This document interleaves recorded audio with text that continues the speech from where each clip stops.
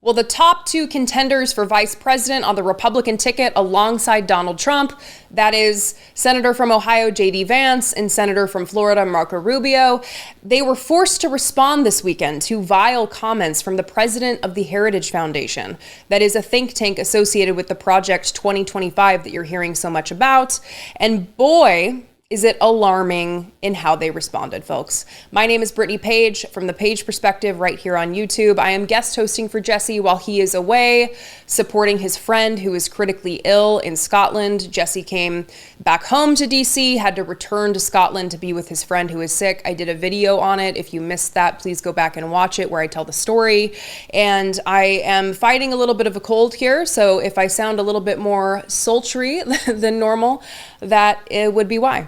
So I know you're thinking, J.D. Vance and Marco Rubio, vice president contenders for Donald Trump, that can't be right. This Marco Rubio?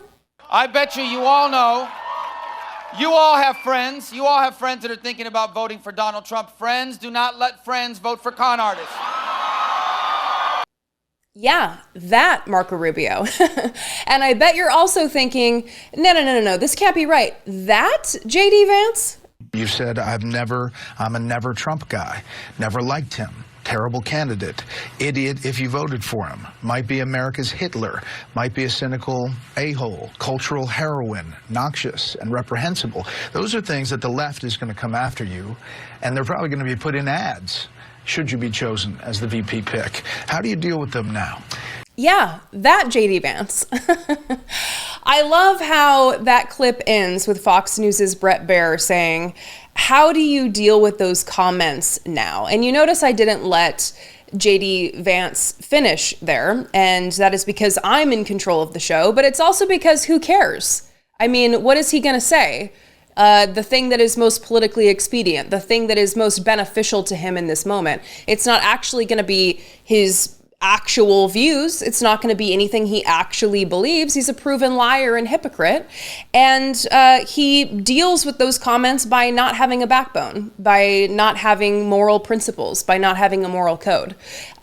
He exists to prove his fealty to Donald Trump, period. And that is also the case for Marco Rubio. So these two men made the rounds on the Sunday shows to do just that, prove their fealty to Trump. And Trump, who is now trying to deny any awareness of what Project 2025 is, now that the public is becoming more aware of it and concerned about it. And in my last video on this channel, I talked about the now viral clip of the Heritage Foundation president, Kevin Roberts, talking about a second American revolution that would remain bloodless if the left allows it to be. And that's a quote.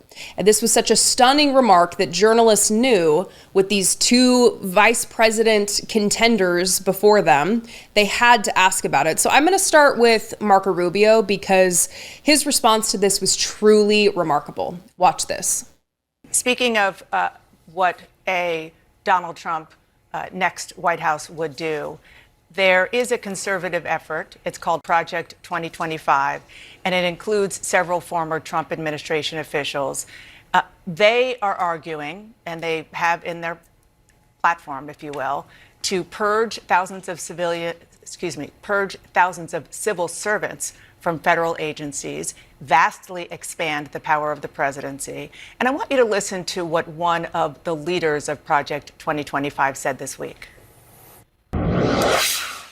We are in the process of the second American Revolution, which will remain bloodless if the left allows it to be. Are you comfortable with that? Well, he's not running for president, is he? I mean, our candidate's Donald Trump. I didn't say Donald Trump say that.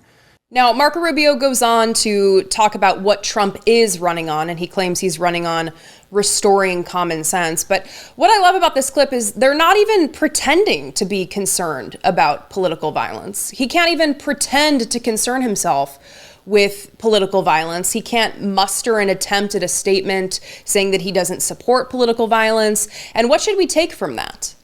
Well, I think we should take it as an endorsement. Marco Rubio is all in on the Trump train. And the Trump train is all in on Project 2025. So they support what the president of the Heritage Foundation is saying. No matter how hard they try now to distance themselves from Project 2025, they are all in. And in this next clip that I'm going to play, JD Vance, he takes a different approach, but I think it's important to remember, one, that we're dealing with liars and hypocrites, and two, that his answer is trying to communicate something to the American public. He's trying to get you to believe something from this answer, and we'll talk about that on the other side. Watch this.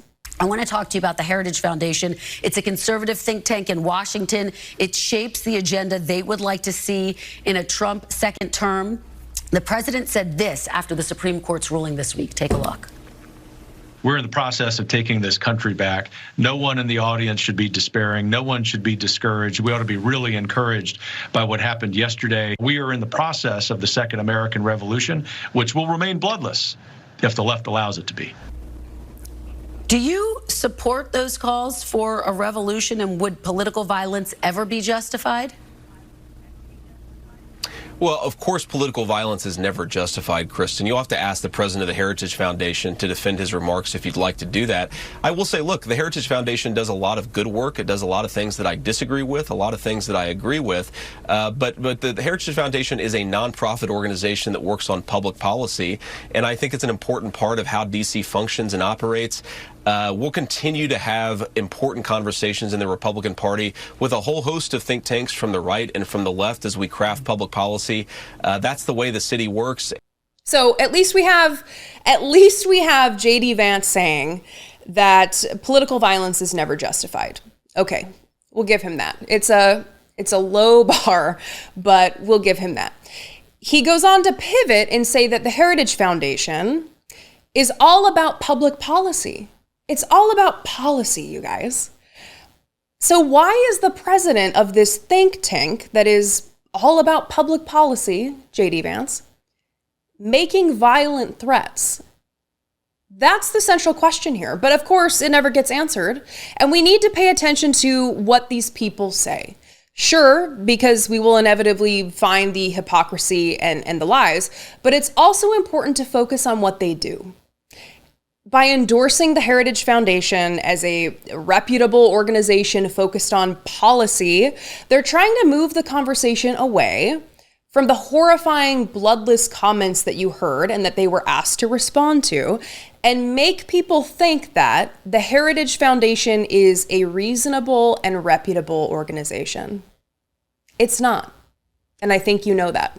But I'd love to know what you think about this. You can call and leave a voicemail, 714-576-4054, or you can send an email to daily@dollemore.com.